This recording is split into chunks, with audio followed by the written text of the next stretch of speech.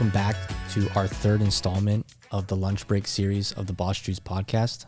With us today, we have Doug Smith of the L3 Leadership podcast, here to talk about his story, entrepreneurship, and the Pittsburgh community in general. Doug, thanks for coming on. To get started, tell us a little bit about your background, about the L3 Leadership podcast, and how you got kind of started into podcasting. Yeah, honored to be here, the Boss Juice podcast. Yes. I've seen you guys on my social for a while, so I was honored to get the invite. Specifically about the podcast, how I got into it. And we can go into my story later, but I had a really hard childhood. People would not anticipate the life that I'm living now if they would have seen the life that I had to live when I was a teenager. But when I was around 18 years old, I had my life turned around. I had lost my mom. She passed away when I was a senior in high school. And my whole life turned around at that point. And I had two men who were leaders that came into my life. One was who would be one day my future father-in-law, and the other was a youth pastor named Larry Betancourt.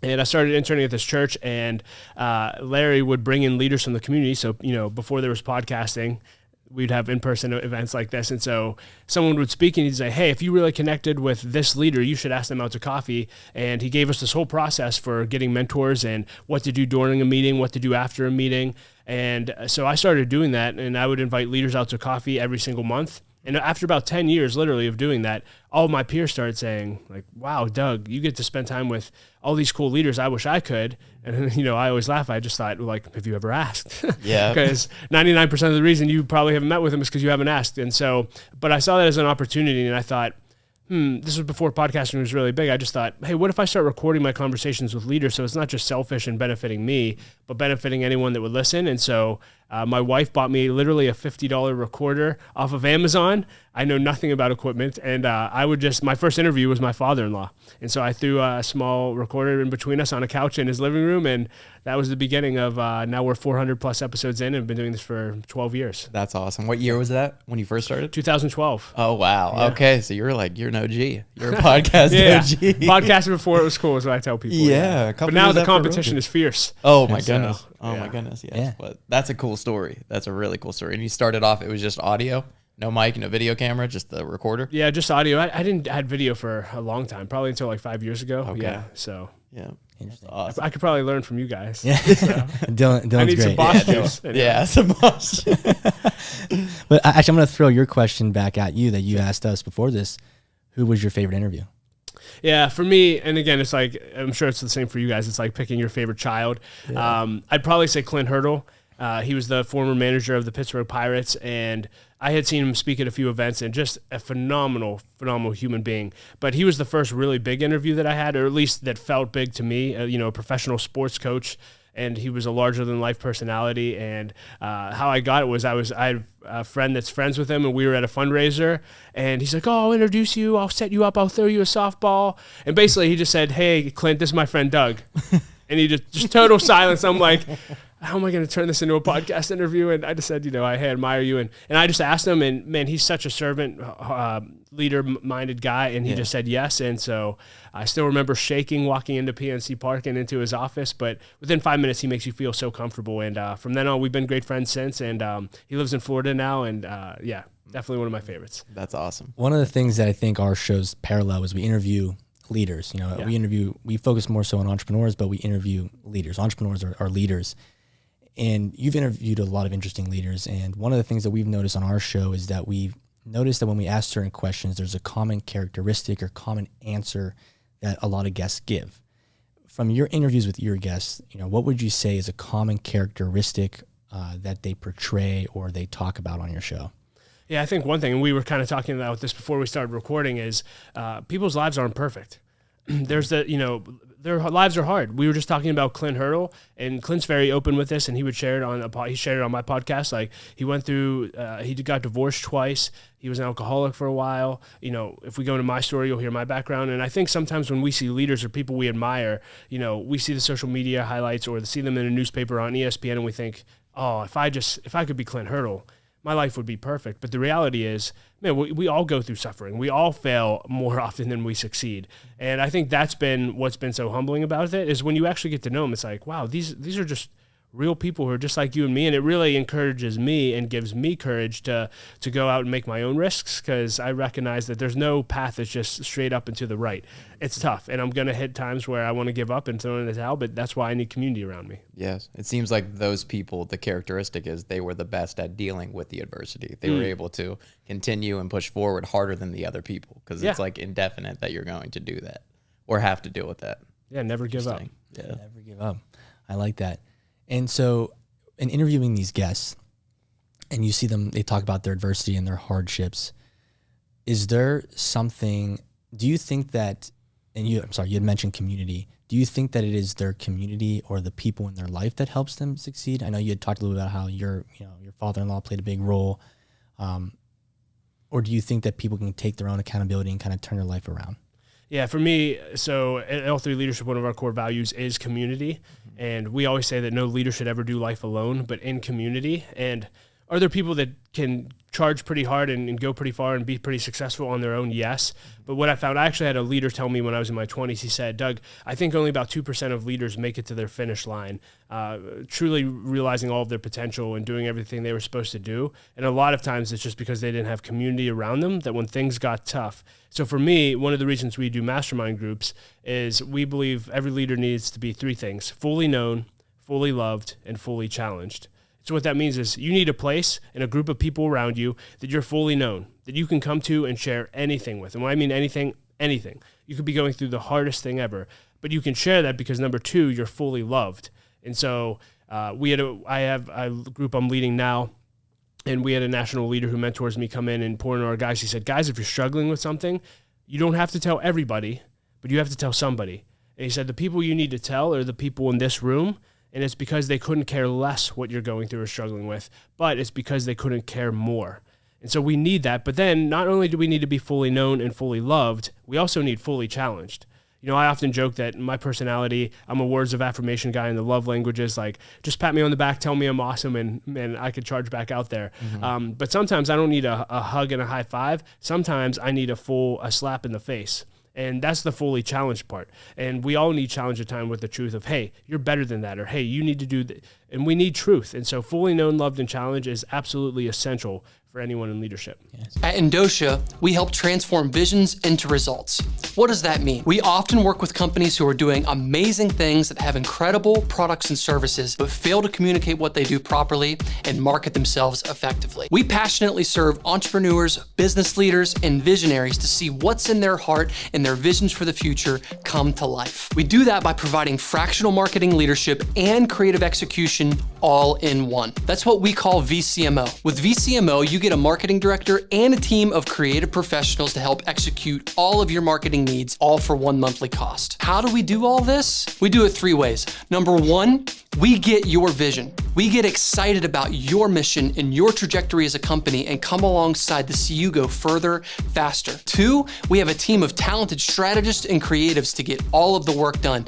And three, we flat out work freaking hard for you and your company. Reach out today. Let's start a conversation. In a previous episode, we interviewed Jeff Hancher. Yeah. And he's big on leadership too, has this whole leadership, class and master class and stuff like that. He had mentioned, one of the qualities of a leader is kind of having accountability and responsibility, but reflecting. So if, your team kind of points out something's wrong, addressing like, hey, maybe you're right. Do you see that quality or characteristic in leaders that you've interviewed? Yes. Teachability is everything. In fact, the mentor I was talking about wrote a book called The Key to Everything, and the key to everything is teachability. This is absolutely huge. I shared on Fridays, Clinton Hurdle actually got me doing this. I started sharing failures in my life. So we call it Friday Fails. And one thing that we do on my team at Light of Life is we have quarterly retreats. We get off site and we spend a large part of the morning planning and things like that. But then we spend the afternoon actually identifying, discussing, and solving issues. Well, one question that I always ask, no matter what in those settings is there anything causing division, disunity, or distrust on our team? Is there anything causing disunity, division, or distrust? Because if there is, we're never going to be successful as a team. And so the one time I asked this, it was actually one of our team members. It was her very first day. So this is her first experience. I asked that question, and one of our marketing team members said, you, Doug, you are causing division, disunity, and distrust. And it's like, and this is in front of the whole team. It's not like, hey, this is a one-on-one. So it's like, what do you do with that? Well, one, I could get defensive and say, that's so stupid. I am not. I'm a great leader. Or I can say, okay, hey, lean in and lead with curiosity. Like, tell me more. Help me understand what is it about the way that I'm leading. And then she ended up being very specific of saying, hey, the way you communicate, getting certain things done is very, very frustrating to us. And if you just did X, Y, Z, that would be a lot more helpful. And so I was able to make a shift in my leadership and become a better leader because, one, we created a safe culture where people could actually speak up and speak the truth and give that feedback without having any punishment. And, I want to encourage the leaders when we talk about teachability. There's a leader called Andy Stanley, and he has this great quote. He said, when people give you feedback, if you don't listen to them, you'll soon be surrounded by people who have nothing to say because people realize that you're not going to actually receive the feedback. And so I think being humble and teachable is one of the greatest skills that we can ever develop in our lives. Can we get a sneak peek into this Friday's failure of the week? What'd you call it? The Friday fail? Friday fail. What was I going to do this week? I did have this planned. You may have to edit this. And if not, if you remember something, just like a top tier failure. Yes. No, just recently, it's actually on the same subject as teachability. Okay. In the past 3 weeks, I've had 3 separate meetings where I was in a meeting with an individual, and all 3 of them pointed out to me that I was getting really defensive and energetic about what they were telling me. Yeah. And I didn't even notice it. Like I was actually a blind spot. I'm like, me defensive? I don't get that.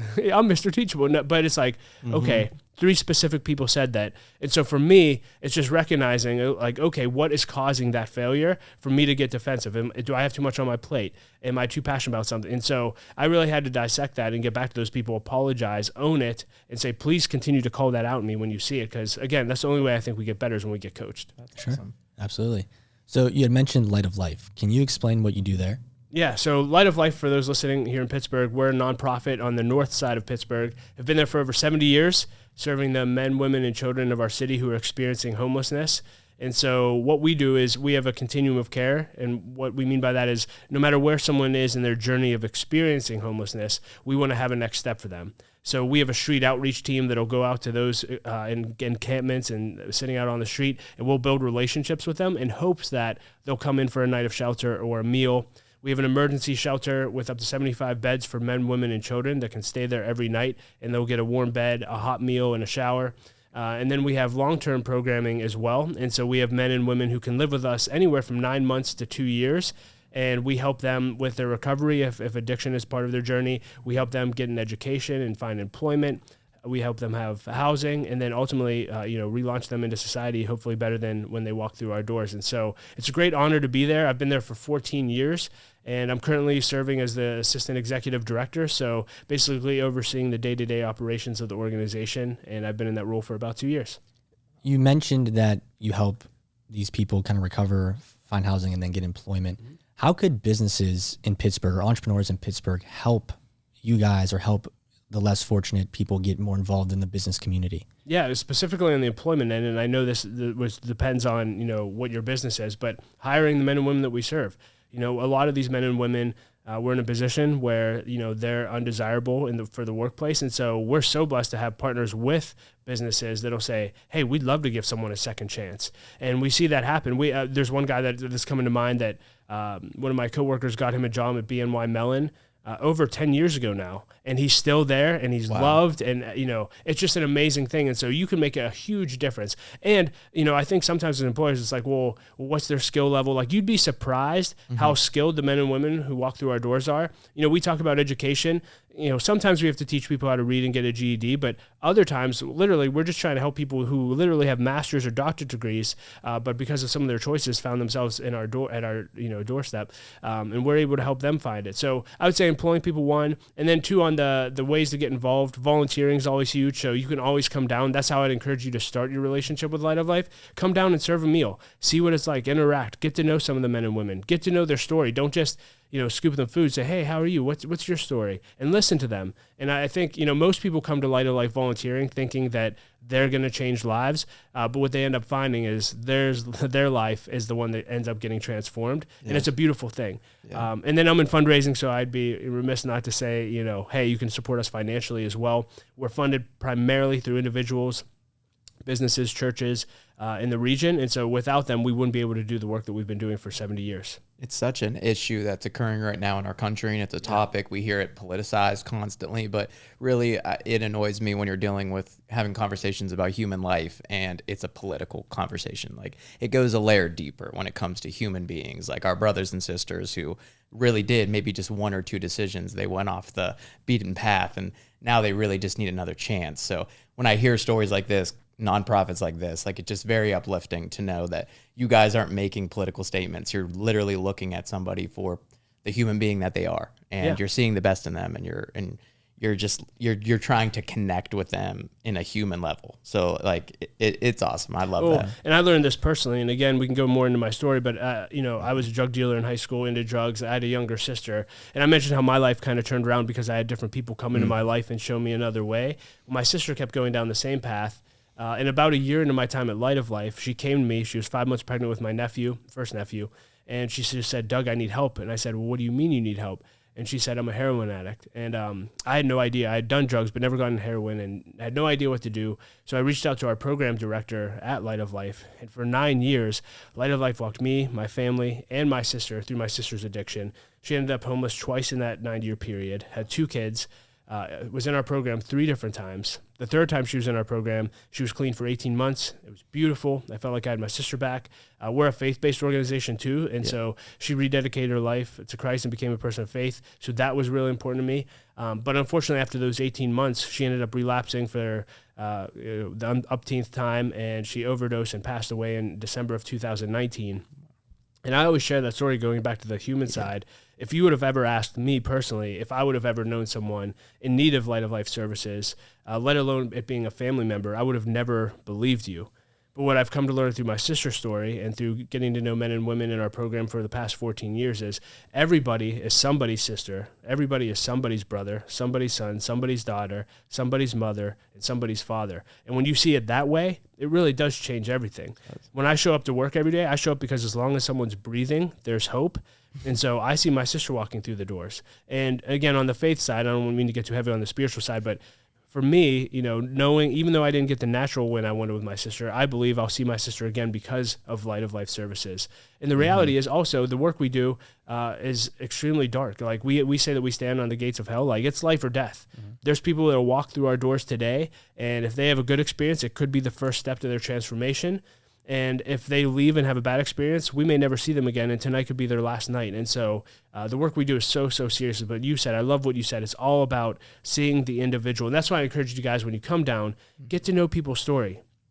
Fred Rogers, Mr. Rogers, he often said that there isn't a person that you couldn't learn to love if you just knew their story. And I think there's so many preconceived notions about why people are homeless, and we can get into that if you want to. But it's a very complex issue, and many people are 1 or 2 decisions or paychecks away. They're way closer to homelessness than they think. Yeah. And so I think we all need to keep that at heart with the issue. In a previous episode, we interviewed Benny Fisher, and he had said that his company is the company of second chances, but he said America is the country of second chances. And it sounds like you guys at Light of Life do a good job of giving people that second chance at life, at work, whatever it may be. Do you think that the Pittsburgh community, does a good enough job at supporting second chances and helping people get back onto their feet? Yeah, I think in general, I think we all want to. I mean, I think, and I would say I would add to the second chance, third chance, fourth chance, fifth chance. Hey, and me too, right? It's not just people walking through the doors of Light of Life. I need 5 chances, 6 chances, 7 chances. We all mess up. But I think that's our heart as Pittsburghers. We want to help. We want to cheer for the underdog. We want someone to rise up out of the ashes, so to speak. Where I would say we've grown, or I see growth in Pittsburgh, and the mayor often says this. He said, man, Pittsburgh was one of the most isolated cities in the world. And what he means by that is, there's a million nonprofits, but none of them talk to each other. There's a million organizations trying to help, but none of them talk to each other. And so what I have seen since COVID is a lot of organizations, and I'm specifically thinking in the realm of homelessness at least, these organizations, along with the city, the county, Light of Life, are all coming together and saying, listen, we may all have different philosophies on what to do about this issue, but we all want the same thing. We all want to see people's lives transformed. We don't want to see people out on the street. And so we want to help people. And so that's been a beautiful thing. And I hope that that continues. And I hope that that makes us even better at giving second, third, fourth chances. Sure. Wow. That's encouraging to hear. I'm happy that to hear that Pittsburgh, because one thing that we did in the last lunch break special is we do try to, break down previous episodes that have come on and kind of interconnect for the audience who've watched multiple episodes. Sure. And also look at these larger topics specifically in our city, because we're Pittsburghers. We have vision for the city and we want certain outcomes to be there. So to hear that in the nonprofit sector that you guys are improving your communication tenfold, that's super encouraging when we talk about like the tech scene, for example, like much less important, but also if you see more of a community being built, that's when amazing things happen, when everyone comes together. That's an interesting topic though, too, kind of, we can maybe get into a discussion on that. So one of the things we discussed on our previous lunch break series was how Pittsburgh, frames itself in the entrepreneurial nature of it's a tech company. It's going to be the next Silicon Valley. It's going to be the next Hollywood, yada, yada, yada. Mm-hmm. But it's like lacking certain things where like the money isn't here. It seems like if you have a health startup, you're off to the races. But tech, AI, things that are more risky, like the culture here we've discussed in the past is different in that the city might not be willing to take a risk on something that might not see a return for 5 years. And that's just, and we talked about it, like maybe it's the culture here. Conservative. Right. Yeah. Do you feel that the culture around nonprofits in the city is like that? Or are people more closed-minded into, helping fundraise, or what's been the experience around that? Yeah, not at all for me, at least a Light of Life. And again, I know I forget how many nonprofits are in Pittsburgh. There's plenty. Yeah. But my experience, at least the Light of Life, has been people are overly generous. Organizations are overly generous. Foundations are overly generous. Because I think everyone wants to help. And so that's been my experience overall. Again, I can't speak for all nonprofits. I would also say, at Light of Life, we're dealing with a major issue that's front and center of everyone. And I think everyone's heart, same thing with the food bank, like in general, like basic human needs, those are the areas that people usually care about the most. So often, even when there's pandemics or issues going on in our economy, we're usually the last to feel it, because everyone has a heart that, hey, no matter how bad things are, we want to make sure that no one goes without. And that's one of the beautiful things about what we do. And I think the nonprofit community here in Pittsburgh. That's amazing. That makes me proud. I root for Pittsburgh. We were talking about sports earlier. We're rooting for the professional teams. We're rooting for the tech scene. But to hear that, at least as of right now, the overall vision for Pittsburgh and the nonprofit scene is looking very positive. Like, that's amazing. I love to hear that. And let's dive into a little bit more about leadership. Sure. And I want to talk more now about your journey of becoming a leader. So you had briefly mentioned, you had some run-in with drugs and whatnot. Can you just open up a little bit about your story? Because I think that it's important for listeners to understand that leaders are not perfect. We might have a shaky past, but it's about how we overcome and build ourselves up to a better version of ourselves. Can you just share a little bit more about your story? Yeah. Growing up, I grew up in Wexford, North Allegheny School District, had a pretty normal family life until middle school. In middle school, two things happened to me. One was my mom got diagnosed with a rare nerve disease. So it wasn't MS, but she basically she had pins and needles in her legs and feet 24 hours a day, ended up in a wheelchair, ultimately ended up in bed most of her life. And so that changed a lot. My dad had to work 2 jobs, and my dad's a bus driver for our school district. And at the time, he was driving trucks on the weekend to get our family by. So my dad, I went from always being around to basically being able to do whatever I want as a 13-year-old, which when you're 13 is awesome. No one wants boundaries, but it wasn't awesome for me long term. And then I also went to a faith-based camp over one summer, and that's when I became a person of faith. And so I actually wanted to be a pastor when I was in middle school. But because I had no boundaries, in the middle of 8th grade to 9th grade, I was in the woods and tried drugs for the first time with my friends and never looked back. Fell totally away from the whole church thing, never wanted anything to do with that again. Found out that my mom had these pills called Oxycontins that I could sell, which is basically synthetic heroin. And so I sold that in our high school. I did all kind of drugs and just basically partied. Barely, I had to go to summer school every single year just to get to the next grade. But that all changed, and if you would have ever said anything to me like I'm a leader. In fact, I remember my senior year of high school, me and my buddy got called to the office for the upteenth time. And the vice principal, Walt Zeminski, who I still am friends with today, he looked at us and said, guys, I'm so sick of seeing you here. You guys are leaders and people follow you, and you can either use that influence for good or use it for bad. And right now you're using it all for bad. I encourage you to do otherwise. And we walked out of the room and we just laughed. We're like, can you believe that guy thinks we're leaders? Funniest thing ever. Yeah. Well, fast forward later that year, in my senior year, my mom ended up passing away. And person of faith, the only thing that bothered me when my mom died is I didn't know if she had a relationship with Christ. And I didn't know why that bothered me because I didn't care about God at the time. Isn't that crazy? Yeah. But I'm tormented by that. I'm getting drunk and high every night. And that thought's just hitting me like, you're never going to know. And 3 months after my mom passed, I get this call from a relative I don't even have a relationship with. And she just said, Doug, I really felt like God put you on my heart this morning and wanted me to call you and let you know that I was a nurse in the hospital with your mom. And I led your mom into a relationship with Christ. And I think God wants you to know that. So for me, that's crazy. Man, my knees hit the floor. I opened my arms. I started crying. I said, God, whatever you want for the rest of my life, I'm yours. 2 weeks later, I put in quotes, randomly got invited to a Bible study that was led by a mom in our high school. 150 kids would go to this every week. Wow. And I saw this beautiful girl sitting on the couch. I'm like, I think I could show up here every week. Left, and I said, fellas, I told my high school friends, I met the girl I'm going to marry, which, spoiler alert, I did. And her mom was the one that led the study. And she said, I said that to my friend. She said to her mom, I can't believe Doug came to Bible study tonight. He's one of the most influential kids in our school, but he uses all of his influence for partying and drugs. Like, if he ever got intentional with his life and followed God, like, I think he could change the world. And this is really the start of the leadership journey. Like, for whatever reason, that mom who was married to who would be my father-in-law, who was the dean of admission at Carnegie Mellon for 45 years. Oh, wow. Yeah, a little intimidating. No, but that's pretty cool. That's a good father-in-law. Yes, but he came into my life and he became a father figure. And, you know, I was telling someone my story the other day, a friend from high school who knew me, and he said, how many kids do you feel like that are in the situation that you were in actually get out?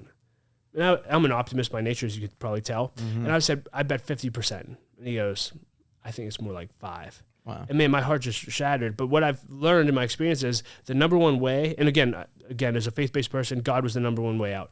Mm-hmm. But in the natural world, the number one way out was having people show me another way of life. It was having my father-in-law, dean of admission, say, you're a leader, you have potential, you should go to college, because I barely graduated high school. You need to go to college, you can do great things, you can change the world. They brought me to a church where I met the youth pastor I mentioned. He was the second father figure in my life. And these two men showed me a different way of life and actually gave me a vision of myself as a leader and someone who could actually do something with your life. When I say I had no ambition, I was the laziest kid. I used to make my parents, I wouldn't even take my dishes from one room to another. I just leave them there for my dad to clean up. And so for me to turn my life around from there to where I am today is unbelievable, but it's really because of the people that came alongside me and showed me that I had potential to be a leader. Amazing. In the world of social media, this is the real blessing in the world that we live in today. People that have podcasts is that, you know, with social media now, everyone is so interconnected. This is the information age. And we thankfully can be that type of mentor, at least a first stage of that with the youth, just by making content and putting it on our phones. So it's, you know, to go to God, I really believe it's a blessing. It can be a curse as well, but if we use our platform for good, we could be that first step for somebody who's in that position, you know, to get out of it, or at least think that it's possible, just hearing a story like this. So we are living in interesting times, and that's incredible, man. Yeah. That's so incredible. Well, and everything I do today, I do for that very reason. Yeah. Every podcast I write, every social media post I put out there, anything that I put, is because, man, if this impacts one person and they get a similar message that I got and helps them turn around their life, man, I'll do that every day for the rest of my life, because it's possible. 100%. People, like, my story is living. I don't care where you are, how bad your journey is right now, how old you are, you can have an amazing life if you'll just start to live intentionally and get around the right people. Going off that topic, have you ever gotten feedback from someone that listened to your podcast or read one of your posts and said, hey, you changed my life? Oh my gosh. Yeah. It's crazy. Mm-hmm. I feel like I get that all the time. One that comes to mind, I used to have a blog. That's how I basically started before podcasting. And again, this is more on the faith side of things. Again, I don't know your audience, but I actually wrote like how to have a relationship with God on my about page. And this girl who I didn't even know like calls me out of nowhere, and she's like, hey, I just want you to know that I literally just printed out your entire About Me page and I gave my life to God, and I think I'm supposed to tell you that. I'm like, and now she's a leader in her community, making a huge impact. I've had people come up to me and say, hey, I was at the darkest point. I remember I was working at a bank when I started writing, and this kid came up to me who I didn't even know, and he said, hey, I just want you to know I was in the darkest season of my life, and your posts on a daily basis are the only thing that got me by. Thank you so much for doing that. And so people can criticize creators all they want of like, oh, are you just doing the podcast for you? Or you just want like, no, I believe I can impact lives, and I've seen that. And it becomes addicting. Like I am addicted to helping transform lives because there's nothing more fulfilling. Money won't fulfill you that way. A big house won't fulfill you that way. There's nothing like knowing that you had a positive impact in the life of another. Mm-hmm. So me and my family, the holiday season are coming up, and we have a tradition every year right before Christmas. We watch It's a Wonderful Life together. Yes. And I mean, that's the basis of that entire story is that he thought that he had missed out because he hadn't got all of the material wealth, but then he realized that his life was completely fulfilled because all he had done his whole life was served. So it's an amazing story. Dude, I cry every year. Yeah, I'm trying not to cry saying, man, when he opens the book and the angel, what's the angel's name? Clarence. Yeah. And it's like, man, he is no failure who has friends. Yes. Oh, That hits us come every on. year. There's usually like 20 people in my parents' living room, and we're losing it a little bit. Absolutely. Yeah. Oh my God. That's an interesting topic though, because I want to tie in your faith. So I'm Catholic. I was raised Catholic. I'm a practicing Catholic. Whether I go to church every Sunday is a different story, but Yeah. you know, Jesus and I are tight. Okay. All right. You know, Good. but I think that as a Catholic and, you know, being strong in my faith and being an entrepreneur, there's this question that always came up in my mind around, you know, greed. And, you know, because Jesus' teachings are a lot about, you know, kind of helping the poor, you know, don't be greedy, you know, be selfless. And I feel like the business world, the entrepreneurial world is more, you know, all about how much can we take in and how much profit can we make. Do you think that, you know, there's a way that, you know, faith can be served in business? Oh, for sure. I mean, when it comes to greed, and I forget, I'm not going to remember the actual statistic, but Jesus talks more about greed a lot more than he talks about a lot of the stuff that we bicker about and judge other people for. Crazy. No one ever looks within themselves and say, am I like, no one ever reads that scripture where Jesus calls people out on greed and thinks, oh, that's me. But man, how many times in scripture does it say like, man, here's a warning to those who are rich? On the generosity front. So one in Christianity, so at least from my journey, tithing is a part of that. And so it's giving 10% of your income. We tithe off the gross to God. That I've done that since I was 17 years old. And so and we believe the tithe belongs to God. So that's not even technically giving. It's just giving back to God what is his. But even having that heart of like, hey, the first thing I do when I get paid is I give my 10% to God. Now where my wife and I have been challenged and have tried to grow in generosity is every year we just pray about, God, how do you want us to give this year? And we try to increase that percentage of our income. And some years we've been able to do a lot more. Some days we've had to scale back. We do have 5 kids or a 5th kid on the way, which is crazy. Wow. But the model, or what inspired me, Rick Warren, who is a pastor in California, Purpose-Driven Life, best-selling book of all time outside of the Bible. Sure. He has a TED Talk that's phenomenal. And when he wrote The Purpose-Driven Life, he said he became very, very wealthy, right? Obviously, if you have the second best-selling book of all time. And he said, I didn't buy a new car. I didn't buy a new house. What he did do, which I love, is he now reverse tithes. He gives 90% of his income away, and he lives off 10%. And he paid back the church every single penny and dollar that the church ever paid him because it was never about money for him. And for me, that's kind of been the motto of like, hey, I don't know if we'd ever get to 90%. That would be pretty cool. Yeah. But what if we thought more about how much we can give than how much we could save and invest every year and make a difference through our giving? I think that could go a long way in helping people. But overall, I would say entrepreneurship and faith, like you guys are making the world, the best way I've heard faith work integration is no matter what you're doing, if you're making a widget, et cetera, ultimately you're making the world more of the way it ought to be in the kingdom of God. And so there's great work. You know, a lot of times people say to me, oh, I don't work at Light of Life. Like the work you do is so noble, but the work you do as a software creator is just as noble. Like you're creating something that is making millions of people's lives better. And again, you might be on the coding end of that thinking, what does my coding have to do with this? But on the other end of the user, it's like, hey, how many apps am I grateful for that I use every day that there's hundreds and thousands of people that made these things possible. 100%. And I think when you find your purpose in that, it's a lot more fulfilling and not being like, oh, I don't work at a nonprofit, so I must not be making a difference for God. I don't think that's true at all. Right. One of the other interesting things I think about our society is sort of our tax code. I mean, there's tax incentives for businesses to donate to nonprofits, to charities. Do you think the government does a good enough job of incentivizing businesses to help nonprofits? Yeah, so I'm not going to be great at all of these questions. You guys could probably answer. What I will say, and I'll challenge those, especially if people of faith, if giving to benefit from taxes is the only reason you give, then like it's really not charity at all. The real question is, hey, if you got no benefit from the government for giving, would you still give? And would you still give at the levels that you would? And I think that's the true, Jesus warned about, it's all about your heart, right? The story of the widow's mite, she gave everything she had, which was barely anything. And Jesus said she gave way more than all those entrepreneurs who had tens of millions of dollars. And they may have given hundreds of thousands of dollars, but compared to what they had and what was in their heart, they did it for the wrong reasons. And Jesus actually says, man, if you give for the wrong reason, if you were giving to impress people or to say, wow, look at me, or look what I did, that's your reward. There is no other reward. Like you did it for you. Yeah. And so generosity is all about a heart issue and how you can make an impact. So that would be my challenge to entrepreneurs listening. To add to the point that you made earlier, I think that's the importance of community and fellowship, is that if you have people holding you accountable, they will ask you or they will see those things inside of you. It's still up to us to accept the truth and to, reflect on the reason why we're doing things. But it starts with having a bunch of people that you trust that can call you out and be like, hey man, you look like you're reaping the glory a little bit too much on that thing that you did, being on stage, or this doesn't seem genuine. So you mentioned community.